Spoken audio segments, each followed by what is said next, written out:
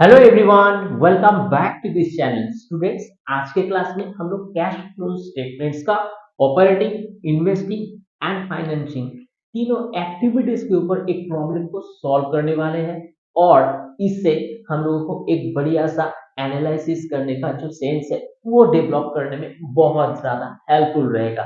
चलिए शुरू करते हैं। मैं एक रैंडम मैथ्स को यहाँ पे पिक कर रहा हूँ जो initial portions of this video के अंदर आपको दिखेगा।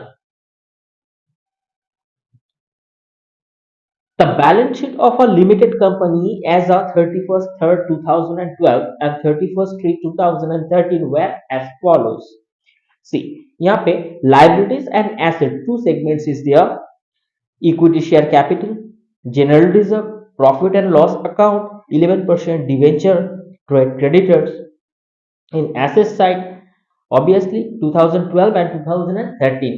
In fixed assets, stocks, debtors, cash, preliminary expenses. Okay, some additional information we has been getting. So number one, depreciations on fixed assets for the year 2012 and 13 was 11,700. Number two, interest paid on debentures at the rupees of 1100. Okay, prepare cash flow statements. चलिए हम लोग इसको solve करने की कोशिश करते हैं। Students, यहाँ पे बिफोर दैट हमें एक चीज देखना है कि तीनों सेगमेंट्स को हम लोग जब करेंगे उसके बाद उसके बाद जो हमारे पास जो फ्लोज आएगा वो ऑपरेटिंग कैश जनरेट होगा, उसको हम क्या कंपैरिजन करेंगे फ्रॉम द बिगिनिंग ईयर और उसके बाद जाके जो फाइनलाइजेशन होगा वो फाइनल ईयर यानी प्रेजेंट ईयर का जो बैलेंस होगा। चलिए हम लोग करते हैं। तो फर्स्ट ऑफ ऑल हम लोग हेडिंग देखेंगे, calculation of cash flow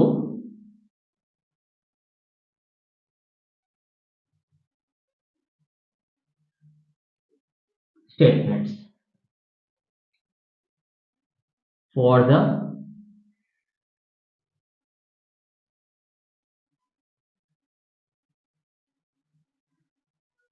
year ended 31st March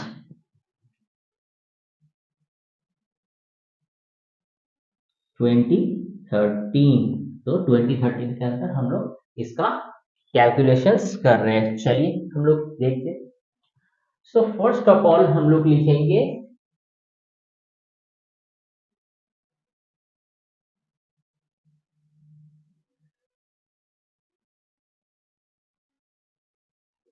cash flow statements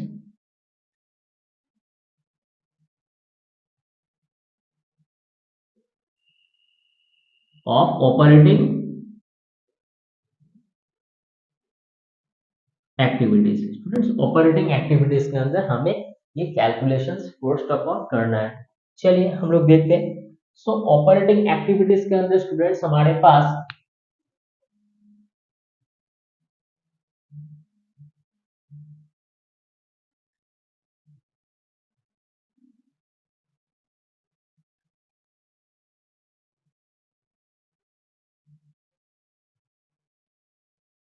profit transfer to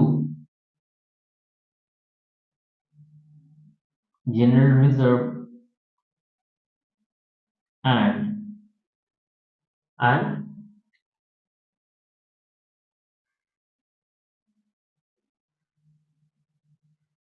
preliminary expenses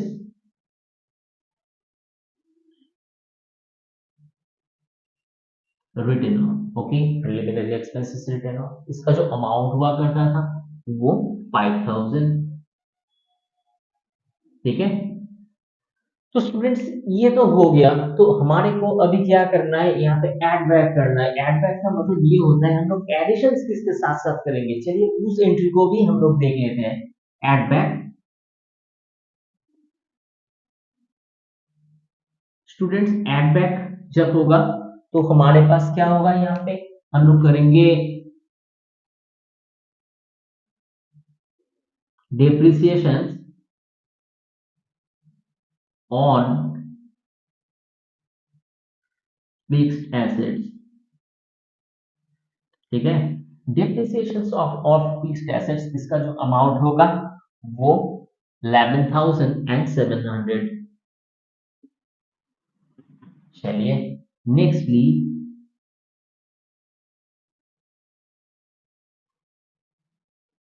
profit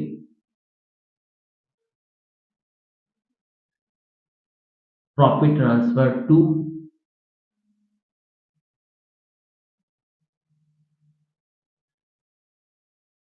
general reserve. अब जनरल रिजर्व का जो प्रॉफिट होगा वो, उसका मतलब प्रॉफिट जो होगा वो जनरल रिजर्व में हम लोग क्या कर देंगे, ट्रांसफर कर देंगे, और इसका अमाउंट होगा 2,500।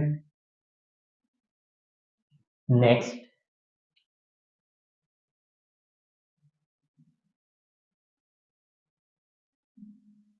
प्रिलिमिनरी एक्सपेंसेस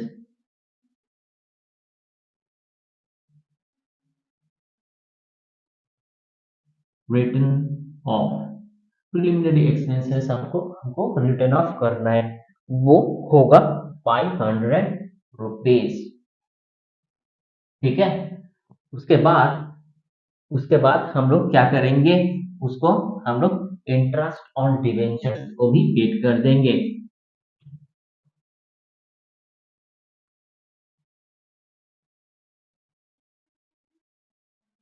तो इस इंटरेस्ट ऑन डिवेंचर्स को स्टूडेंट्स हम लोग अ, हम लोग ये देख पाते हैं कि इंटरेस्ट ऑन डिवेंचर्स जो होता है हम लोग पेड करेंगे। इंटरेस्ट ऑन डिवेंचर्स, ये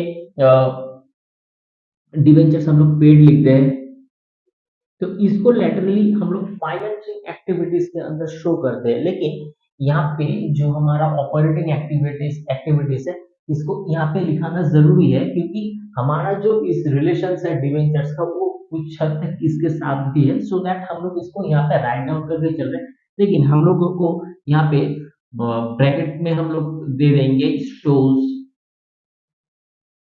ऑन, शो ऑन एक्टिविटी, यानी शोज ऑन फाइनेंशियल एक्टिविटीज के अंदर इनको हम लोग शो करते चलेंगे। इसका अमाउंट जो है वो है 1100,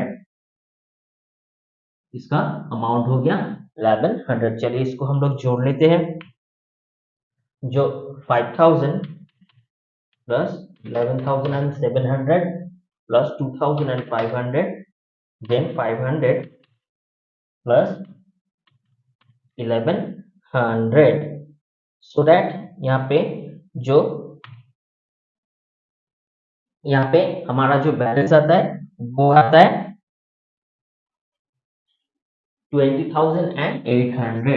सो 20,800, तो स्टूडेंट्स हम लोग यहाँ पे लिखेंगे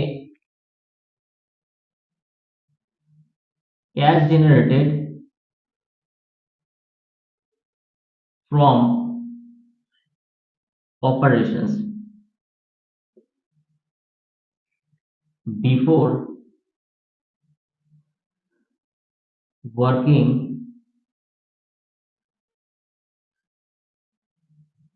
कैपिटल चेंज, ठीक है।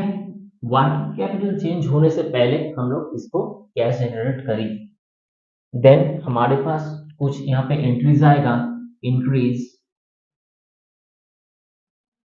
इन डेटर्स, ओके।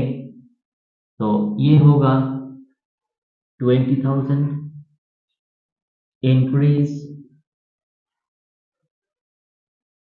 इन स्टॉक,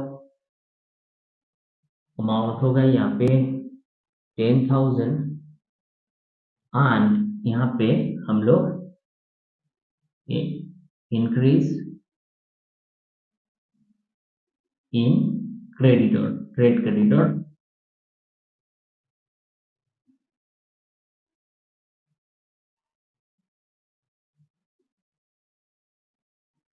ठीक है। इंक्रीज इन ट्रेड क्रेडिटर जो इसका जो अमाउंट है वो 2,300, 2300.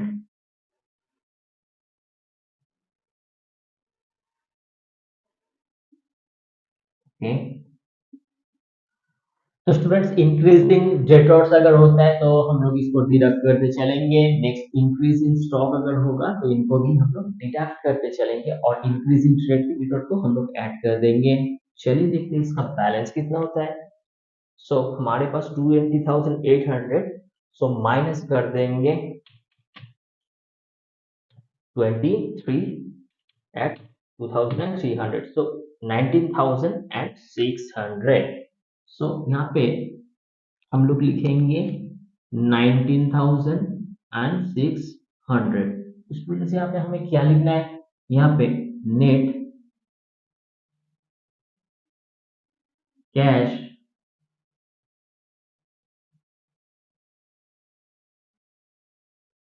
From, net cash flow from operating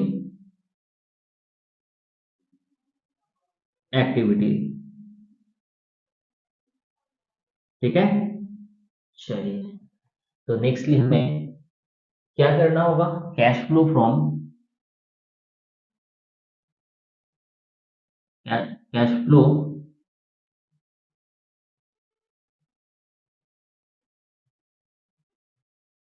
statement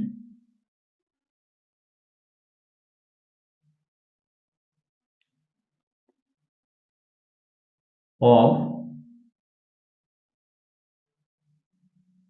investing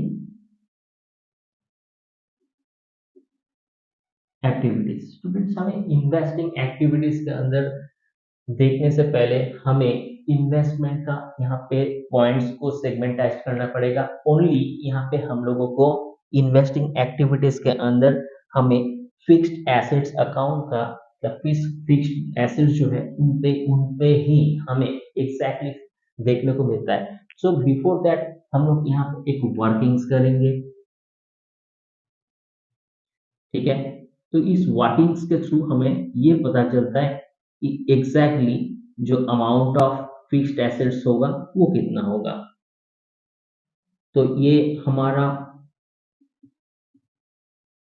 fixed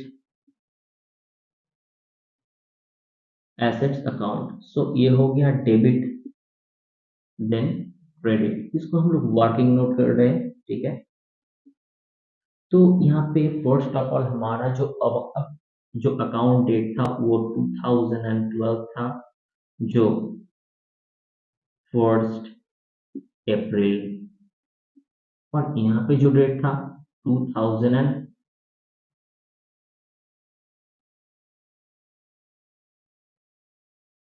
यहाँ पे 12 होगा और यहाँ पे होगा 13। सो यहाँ पे 31 मार्च। ठीक है, तो स्टूडेंट्स हमें यहाँ पे जो यहाँ पे अमाउंट होगा, यहाँ पे हम लोग लिखेंगे कि टू बैलेंस बीडी। ठीक है, यहाँ पे टू बैलेंस बीडी का जो हमारा अमाउंट है वो है 46,700। ठीक है, चलिए हम यहाँ पे क्या करेंगे, बाय बाय बैलेंस सीडी। तो बाय बैलेंस सीडी के अंदर हमारे यहाँ पे जो अमाउंट होगा वो 83,000 rupees.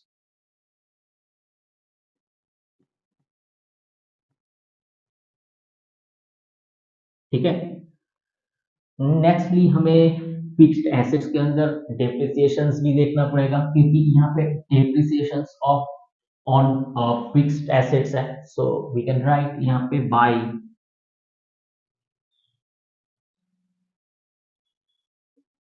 Depreciations account, so that यहाँ पे जो अमाउंट होगा वो 11,700 होगा। हम लोग इसको क्या कर देंगे, इसको ऐड कर देंगे। चलिए ऐड करते हैं, 83,000 प्लस, so 94,700, 94,700। okay, so 94,700, तो इसको हम लोग सब्ट्रैक्ट कर देंगे, यानी कि बैलेंस कर देंगे 47,000, sorry 46,007 100, so 48,000 will be balance. ठीक है, तो हम लोग यहाँ पे लिख देंगे टू बैंक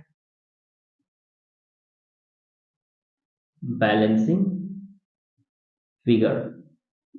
ठीक है, सो 48,000 जो है, तो हम लोग यहाँ पे जो 48,000 ये बैलेंसिंग फिगर हम लोग दे देंगे। ठीक है, सो अभी इस कैश फ्लो स्टेटमेंट्स में हम लोग क्या करेंगे, इस बैलेंसिंग फिगर को हम लोग यहाँ पे राइट डाउन करेंगे, यानी कि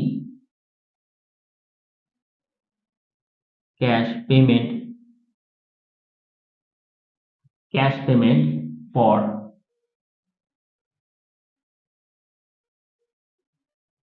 एक्वायर ऑन फिक्स्ड एसेट्स। समझ में आया स्टूडेंट्स? ये हम लोगों को इस छोटा सा जो वर्किंग नोट्स है, इससे हम लोगों को यहाँ पे जो अमाउंट है वो 48,000 हमें यहाँ पे मिलता है। तो इसको हम लोग क्या करेंगे, इनको हम लोग डिडक्ट करेंगे, यानी यानी कि फिक्स्ड एसेट्स जो हम लोग एक्वायर करी थी, तो उसके लिए हमको पे आउट करना पड़ा है, पेमेंट करना पड़ा है, so that is why it will be inside of this bracket. So हम लोग यहाँ पे लिख देते हैं 48,000। ठीक है, inside of this bracket. Okay, in next segments तो हम लोग यहाँ पे लिखेंगे net cash flow from investing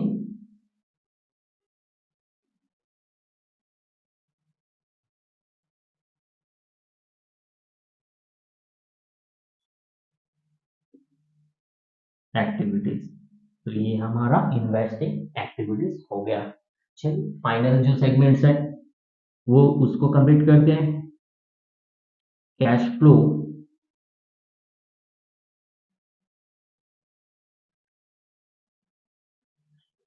statements of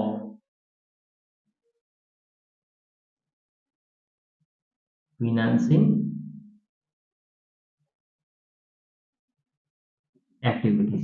student financing activities जो है, इसमें हम लोग क्या करेंगे, इसमें हम लोग जो हमारा सेगमेंट्स का जो पॉइंट्स होगा उसको हम लोग देते चलेंगे। तो cash proceeds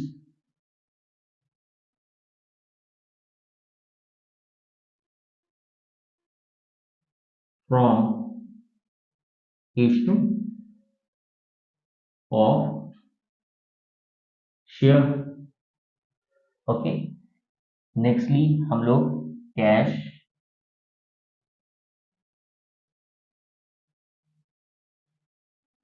proceeds from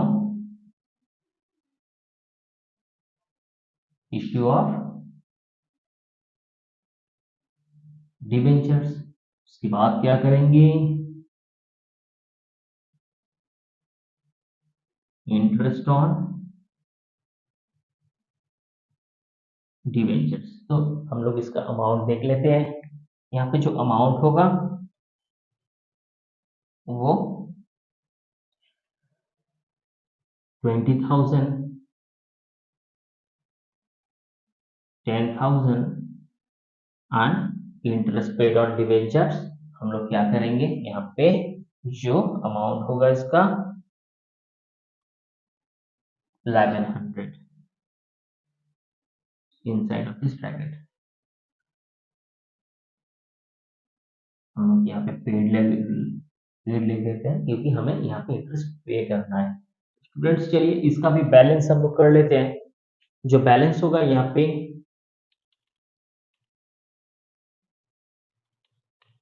so यहाँ पे 28,900, so we can write यहाँ पे 28,900। तो स्टूडेंट्स चलिए इसका बैलेंस कर देते हैं। बिफोर दैट हमें यहाँ पे लिखना है net cash flow from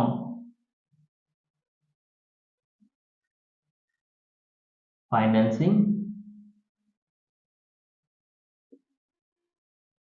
activities, तो फाइनेंसिंग एक्टिविटीज के थ्रू हमें ये मिलता है। तो चलिए स्टूडेंट्स, एक बार के लिए हम लोग तीनों सेगमेंट्स को यानी ऑपरेटिंग, इन्वेस्टिंग एंड फाइनेंसिंग को बैलेंस आउट कर देते हैं। 19,600 माइनस 48,000, यानी हमारे पास सिर्फ और सिर्फ 500 रुपीज बचता है। तो इसको हम लोग क्या करेंगे,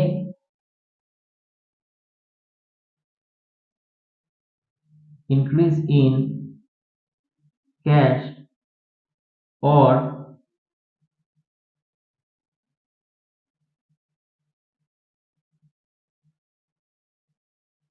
कैश इक्विवेलेंट, ये जो सीधा हमारे पास जो अमाउंट आएगा ये इंक्रीज इन कैश ले देके हमारे पास यहाँ पे इस स्टेटमेंट्स के बाद 500 रुपीज आया। तो चलिए इसको हम लोग कंपैरिजन करेंगे, कैश और cash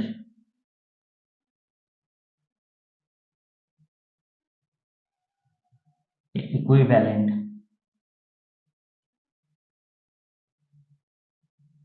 beginning of the year, beginning of the year के अंदर कितना था, यहाँ पे 2000 था स्टूडेंट्स, यहाँ पे एग्जैक्टली 2000 था। चलिए एंड ऑफ द सेगमेंट में कैश और कैश